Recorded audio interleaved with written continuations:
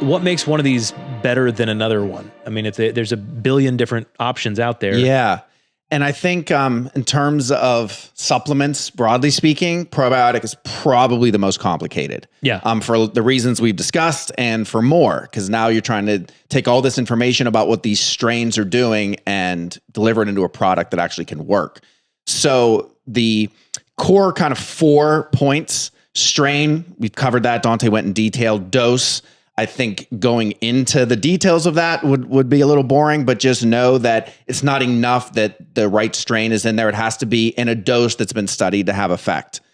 Third is delivery. So you've got it in a capsule. How do you make sure it gets in the gut and gets to where it should be? Survive stomach acid. We'll go into some of those details. It's got to get through the stomach into the And intestines. then finally, stability. So you've got all those boxes checked, but it's got a 3-year expiration date. And at year 2, have you validated that it's actually survived the conditions that product is in, and so that you can still count on that benefit? So key points: more strains is not necessarily better. We've kind of gone over that, but that's worth emphasizing. More in terms of CFU count, the colony forming units, is not necessarily better. What's been studied? How much do you actually need? It's not just about a big number. Okay. The alignment matters more than the size.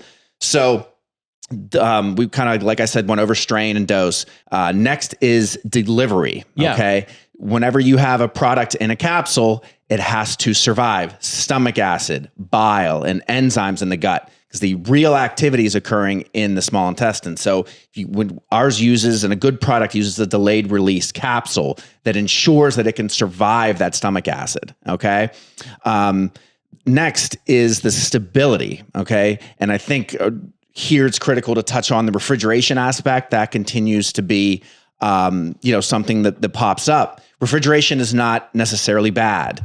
Ours is freeze dried. So that's how we can kind of get around the need for refrigeration. It doesn't have the moisture kind of effect that a non-freeze dried capsule would have. Okay. So when the capsule has encoded those ingredients and those strains, and they're freeze dried, it can survive and have the stability for a much longer period of time. The shelf stability. Okay. Yes. So refrigeration isn't what makes a product good. Stability is what makes it good. So whether it is stabilized by refrigeration or it is stabilized by freeze drying and the delayed release enteric coating of the capsule, that's what matters. However you get to stability is fine. So we're not saying, well, if it's refrigerated, that's a bad one. No, right. Stability is what we want. Different ways to do it. Makes sense. And then what's critical too is that when you're looking at a product, that you're sure that it can still have the same activity or the labeled activity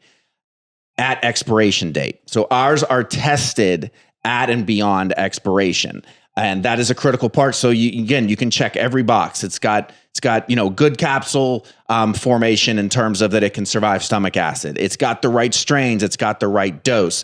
But if it has not been validated in testing to make sure that there's no kind of weak links in that chain, that near expiration date, because when you're looking at a product, it's made, it's got to then leave the wholesaler, go to a retail outlet. Then it may sit there for a little bit. So the time and to make sure that then you can trust what's in that bottle from a stability standpoint is critical. Yeah, absolutely. So how do we know when you're evaluating these? Is there third-party testing, or obviously we've tested these things, but how do we know one is better than the other? That's why it's critical to be with a company that you trust. I mean, if you want to ask us for the third-party assays, because that's really the key. That's the most kind of one-term answer, is a third-party assay.